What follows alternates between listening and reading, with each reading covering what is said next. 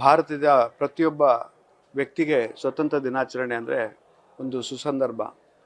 ಅಂಥ ಸುಸಂದರ್ಭದಲ್ಲಿ ಒಂದು ಜಿಲ್ಲೆಯ ಉಸ್ತುವಾರಿ ಮಂತ್ರಿಯಾದಂಥ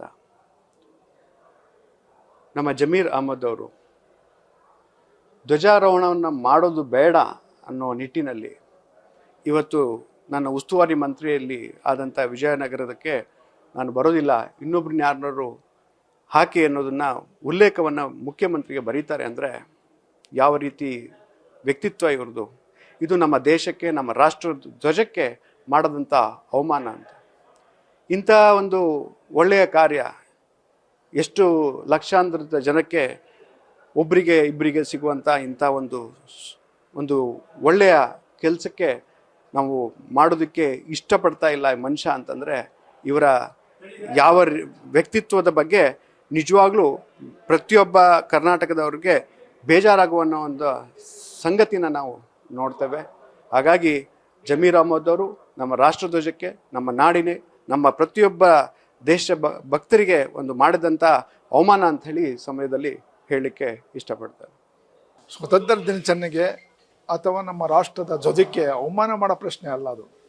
ಅವರು ಆರೋಗ್ಯ ಸಮಸ್ಯೆಯಿಂದ ನನಗೆ ಜಿಲ್ಲಾ ಮಂತ್ರಿ ಸ್ಥಾನ, ಉಸ್ತುವಾರಿ ಸ್ಥಾನ ಬೇಡ ಅಂತ ಹೇಳಿದ್ರು. ಆ ಉಸ್ತುವಾರಿ ಸ್ಥಾನದ ಜೊತೆಯಲ್ಲೇ ಈ ಧ್ವಜಾರೋಹಣ ಕಾರ್ಯಕ್ರಮ ಈ ದಿವಸ ಬಂದಿರ್ತಿರ್ತದೆ.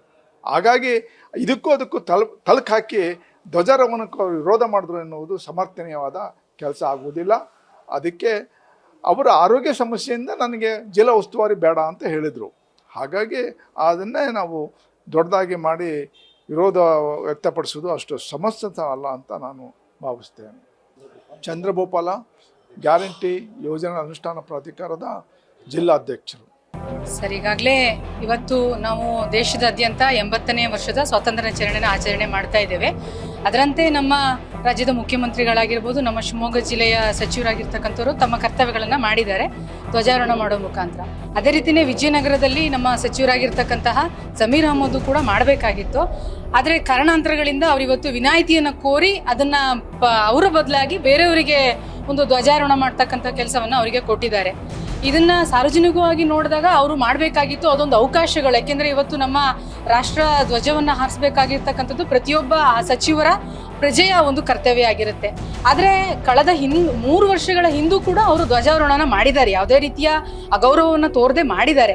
ಹಾಗಾಗಿ ಇದು ಒಂದು ಕಾರಣಾಂತರಗಳಿಂದ ಆಗಿದೆ ಅನ್ನೋದು ನನ್ನ ಅಭಿಪ್ರಾಯ ಅಂತ ನಾನು ಹೇಳಲಿಕ್ಕೆ ಇಷ್ಟಪಡ್ತೇನೆ. ಜೊತೆಗೆ ಇದನ್ನ ವಿರೋಧ ಪಕ್ಷದವರು ದಾಳವಾಗಿ ಉಪಯೋಗಿಸ್ಕೊಂಡು ದೇಶಕ್ಕೆ ಅಗೌರವ ತೋರಿಸ್ದಂಗಾಗಿದೆ, ಈ ರೀತಿಯ ಸಂದೇಶಗಳನ್ನು ಕೊಡೋದು ತಪ್ಪಾಗತ್ತೆ. ಯಾಕೆಂತ ಹೇಳಿದ್ರೆ ಕಳೆದ 3 ವರ್ಷದಲ್ಲಿ ಅವರ ತಮ್ಮ ಕರ್ತವ್ಯವನ್ನ ನಿಭಾಯಿಸಿದ್ರಿಂದ ಇದು ಕಾರಣ ಅಂತ ಹೇಳಿ ಅವರು ಮುಂಚಿತವಾಗಿ ವಿನಾಯಿತಿಯನ್ನು ಕೋರಿ ಅವರು ಪತ್ರವನ್ನು ಬರೆದಾಗ ಅದಕ್ಕೆ ಒಂದು ಸಮಂಜಸವಾದ ಒಂದು ಕಾರಣ ಇರ್ಬೋದೇನೋ ಅಂತ ಹೇಳಿ ನಮಗೆ ಅನ್ಸುತ್ತೆ ಸರ್. ಶ್ವೇತಾ ಬಂಡಿ, ಶಿವಮೊಗ್ಗ ಜಿಲ್ಲಾ ಮಹಿಳಾ ಕಾಂಗ್ರೆಸ್ ಅಧ್ಯಕ್ಷರು. ಜಮೀರ್ ಅಹಮದ್ ಖಾನ್ ಅವರು ನಮ್ಮ ಜನಾಂಗದ ಕರ್ನಾಟಕ ಅಲ್ಪಸಂಖ್ಯಾತರ ಮುಖಂಡರು. ಅವರು ಇವತ್ತಿನ ದಿನ ಏನು ಅವರಿಗೆ ಅವಕಾಶ ಸಿಕ್ಕಿತ್ತು ಆ ಅವಕಾಶವನ್ನು ಅವರು ವಂಚಿತರಾಗಬಾರ್ದಿತ್ತು. ಅವರು ಯಾಕೆ ಈ ಅವಕಾಶವನ್ನು ವಂಚಿತರು ಮಾಡಿಕೊಂಡ್ರು ಅಂತ ನನಗೆ ಗೊತ್ತಿಲ್ಲ. ಬಟ್ ಅವರು ಇದನ್ನು ಸದ್ಬಳಕೆ ಮಾಡಿ ಆ ಜಿಲ್ಲೆಯ ಜನರಿಗೆ ಮತ್ತು ಕರ್ನಾಟಕ ರಾಜ್ಯದ ಜನರಿಗೆ ಅವರು ಸ್ವಾತಂತ್ರ್ಯ ದಿನದ ಹಾರ್ದಿಕ ಶುಭಾಶಯಗಳನ್ನು ಹೇಳಬೇಕಿತ್ತು. ಅವರು ಹೇಳಲಿಲ್ಲ. ಅವರಿಗೆ ಏನು ಆರೋಗ್ಯದಲ್ಲಿ ಏನಾದರೂ ಇದು ಅವರು ಬಂದಿಲ್ಲ ಇರ್ಬೋದು, ಆದರೆ ಬರೋ ಉದ್ದೇಶ ಇತ್ತು ಅಥವಾ ಆರೋಗ್ಯ ಕೈ ಕೊಡ್ತೋ ಏನೋ ಇರ್ಬೋದು. ಆದರೆ ಅವರು ಬಂದು ಅದನ್ನು ನೆರವೇರಿಸಿ ಕೊಡಬೇಕಿತ್ತು ಅಂತೇಳಿ ನಾನು ಈ ಪತ್ರಿಕೆ ಮೂಲಕ ಹೇಳಕ್ಕೆ ಬಯಸ್ತೀನಿ. ನನ್ನ ಹೆಸರು ಮೊಹಮ್ಮದ್ ಜಫರುಲ್ಲಾ, ಜಿಲ್ಲಾ ಕಾಂಗ್ರೆಸ್ ಸಂಘಟನಾ ಕಾರ್ಯದರ್ಶಿ, ಶಿವಮೊಗ್ಗ. ಈಗ ಅವರು ವೈಯಕ್ತಿಕ ಕಾರಣಗಳಿಂದ ಅವರಿಗೆ ಅಲ್ಲಿ ಹೋಗ್ಲಿಕ್ಕಾಗಲ್ಲ ಅನ್ನೋ ಮಾತನ್ನು ಅವ್ರು ಹೇಳಿದ್ದಾರೆ. ಆದರೂ ಸಹ ಅವ್ರಿಗೆ ಒಂದು ಅವಕಾಶ ಇತ್ತು, ಅದನ್ನ ಉಪೇಕ್ಷಣೆ ಒಳ್ಳೆ ಇತ್ತು ಅಂತ ನಮ್ಮ ಭಾವನೆ. ಅದು ಒಂದು ಭಾಗ.